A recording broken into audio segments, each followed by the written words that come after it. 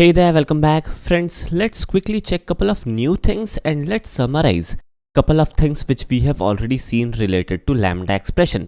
First of all, in order to save some time, I have already added this interface. This is a functional interface where we only have one abstract method and we also have the main method. Alright, so now let's proceed further and let's try to create an object of lambda type. So it would be like lambda equals new lambda, and we need to override the abstract method definitely so that we can create an anonymous inner class. Now in here we have this demo method. Now in here, let me show you one interesting thing. For example, if we try to print a statement, it would be like system.out.println, and I will print testing lambda, a very standard statement. And now finally, if we try to call this method demo, then we will type in lambda dot demo and we can execute the program, and definitely the console will start giving us this message which is testing lambda. Here we go. So this is cool and this is simple to understand, but the most important part is when we execute a program and we for example print some value in here, how this works and what exactly is the process of executing this method. Now let me show you one interesting thing. For example, in here I say int x equals 10. Now this variable is not inside this method demo definitely, and this is a local variable local to this main method. Now if we try to print the value of x, then what would be the output? So in here we can say value of x, and then for example we try to print the value of x, then in fact Eclipse will not complain, and if I execute the program, then in fact we are able to print the value of x, which is something little weird, right? We think that here we have this anonymous inner class and how we can access a local variable which is outside this anonymous inner class, and we are able to access it properly and we are able to print it in our method demo. Now in fact, when we make use of anonymous inner class or lambda expression or anonymous inner class are passed in different way, and the compilation process is a little different. Now in here, this class, this inner class would be created inside this class app. This inner class is inside this method main. As a result, we would be able to access these variables. In fact, for example, if I cut this variable from this main method and paste it to the class level in here and make this variable as static, so that we can access this more conveniently, then definitely again we would be able to access this static variable easily, and we would be able to execute our method and the value is printed properly. Definitely a non-static variable could be also used, but in that case we need to create an object. So we need to type in new app.x and this should work then. So these things are done. Now friends, you may think that whether we would be able to make use of what we say the inner variable outside or not. Let me show you. For example, in here we have a variable by the name of test maybe, and the value of test is 101 maybe, right? Now in here, if we try to print the value of test, definitely we can do that. In here we simply need to print test, and we would be able to print the value of test, which is 101. Here we go. Let me also get rid of this variable. Now definitely this is possible, but can we access this variable test outside this inner anonymous class? No, we won't be able to. For example, in here, if I try to print the value of test, then there would be one error, and if we try to execute this program, definitely there would be a crash. So test cannot be resolved to a variable, so definitely there is a crash. Now friends, The reason why we are getting the crash is because of a scope. Let me show you what exactly do I mean by scope. Now friends, whenever we make use of variables or what we say objects, there is a life cycle. For example, in here I say int j equals 10, right? And inside pair of braces, I simply print out the value of j. The value of j is, and I try to print the value of j. Definitely there won't be any issue and we would be able to print the value of j. Here is the output. Definitely there is no issue. If I cut this statement and bring this inside this pair of brace, definitely there won't be any issue again, because j is visible to this statement. But if I make a small little change, if I cut this statement and bring this after this pair of braces, then definitely there would be a crash. And what is the crash? Let me show you. It will say j cannot be resolved as variable because j is not visible to this statement.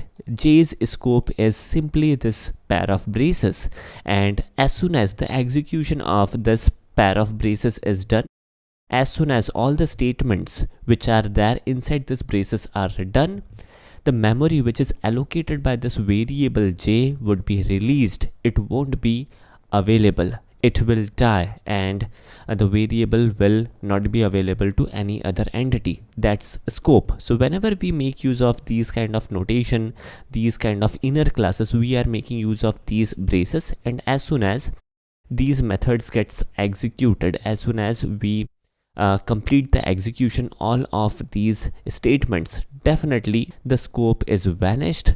All of the content, all of the memory which is allocated by this what we say method, all of the memory which is allocated by these variables or objects would be released. That's something known as garbage collection, and this is something which is done automatically by Java. And this is the reason why this variable test is not available outside this scope, because that will no longer available to us.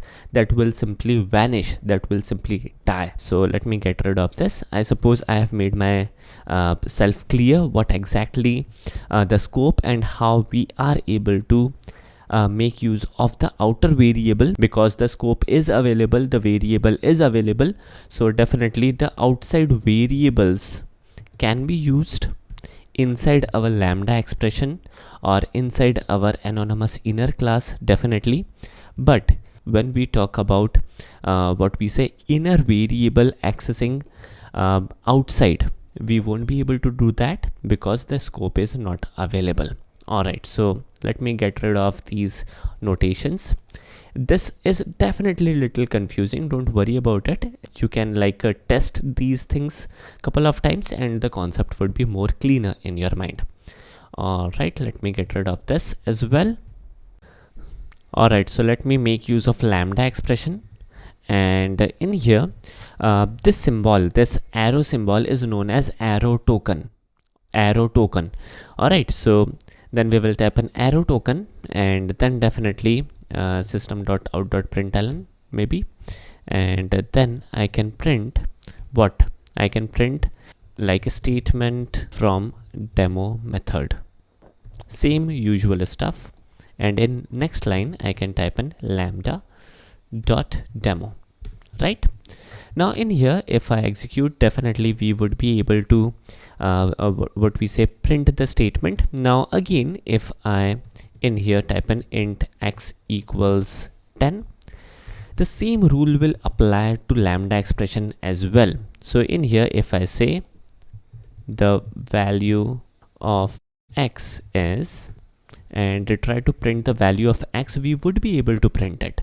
So don't worry, the local variables, the local to the method variable will be able to accessed inside lambda. In fact, we can also access the class level variable. There is no issues, because the way Java compiles this is little different, because these are expressions, these are similar to anonymous inner classes, right? So we would be able to make use of local classes.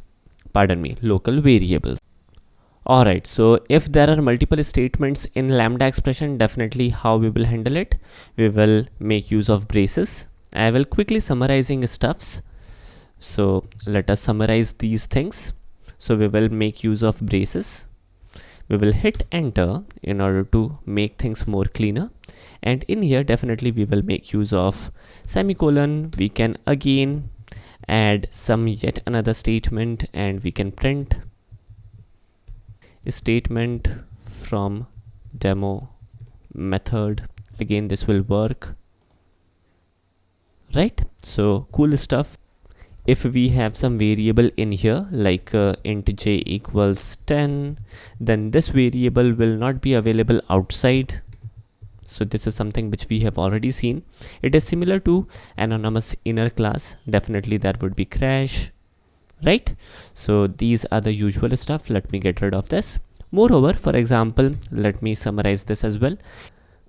Alright, so let me add in a parameter in here, for example int x. So as soon as we add a parameter, definitely we need to pass some value.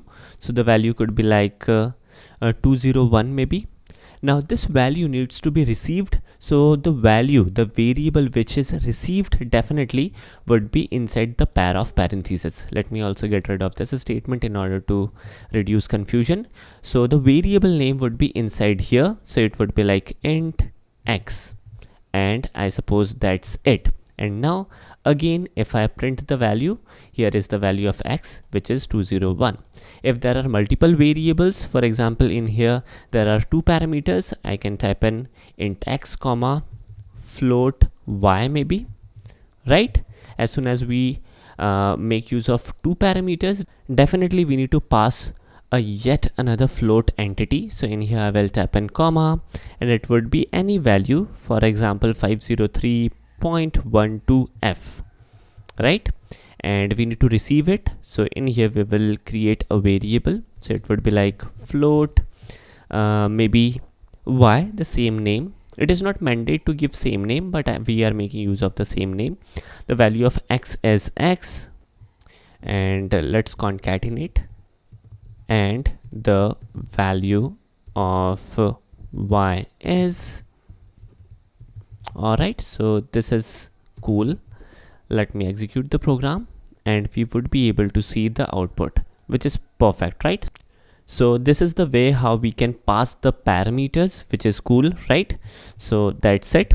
Moving forward, if there is a return value, if there is a return type, then definitely how we will handle it. So definitely, first of all, the declaration will change a little. For example, in here we return a int value. So as soon as we save the changes, the return statement is mandate now. Now let me show you few things in here. Let us get rid of these parameters in order to reduce confusion and make things more simple to look and understand. Let me get rid of this, and we will simply return a value, right? So in here, first of all, let's print a statement. The statement would be, we will return something, right? And let's return a value, return 10 maybe. Now where we will return the value, definitely we will return the value where we will call the method demo. So let's try to check whether the value is returned successfully or not. So in here we will bring the call to this method inside sysout statement. Alright, now if I execute the program, the output should be a statement. We will return something and the value 10, which is perfect, right?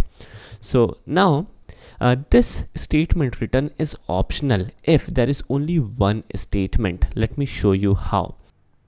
Now if we only have one statement in our method, then there are few things which we can do. For example, if there is only one statement where we are simply returning this value 10, then definitely we can do something. For example, in here, let me get rid of these braces as well. So in here, for example, if we only want to return 10, from this method demo, then what would be our lambda expression? And it would be very simple. In fact, we will simply type in 10 and semicolon, and that's it.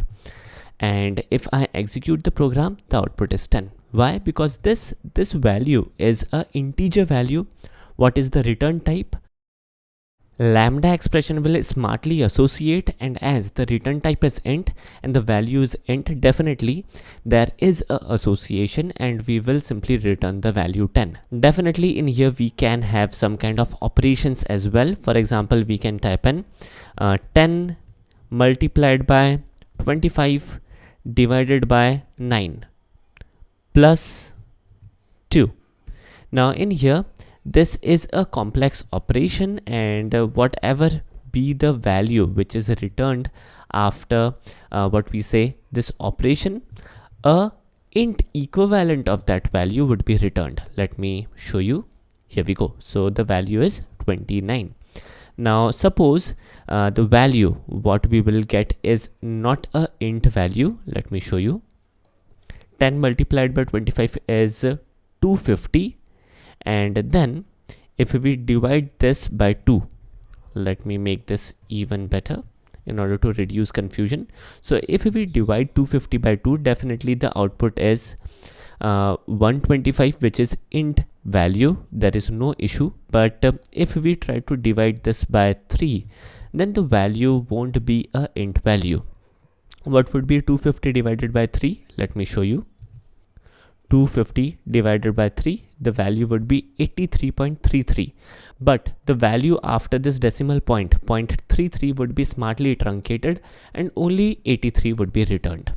So these kind of implicit typecasting could be also done, and we will get a proper output, and there won't be any issue. Now for example, we have multiple statements, then definitely we will have to explicitly make use of the return keyword, and we need to make some further changes into this lambda expression. Let me show you.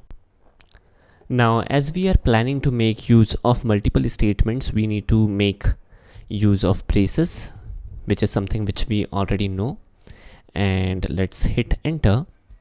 Let me format this a little.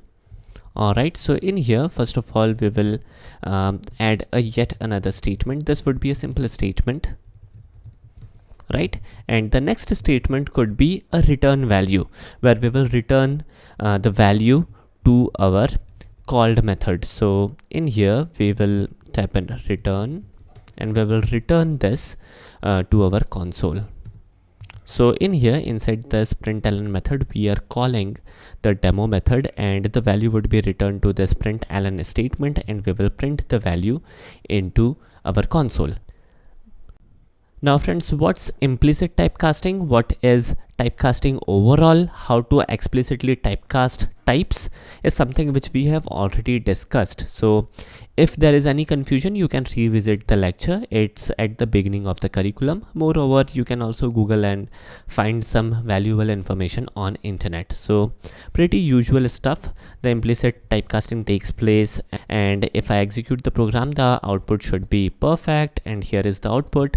And this is all about today's video. Definitely I have summarized a couple of things which we have already seen, and moreover, this is all about today's video. In our next video, we will see a couple of more new things related to lambda expression. Thanks for watching.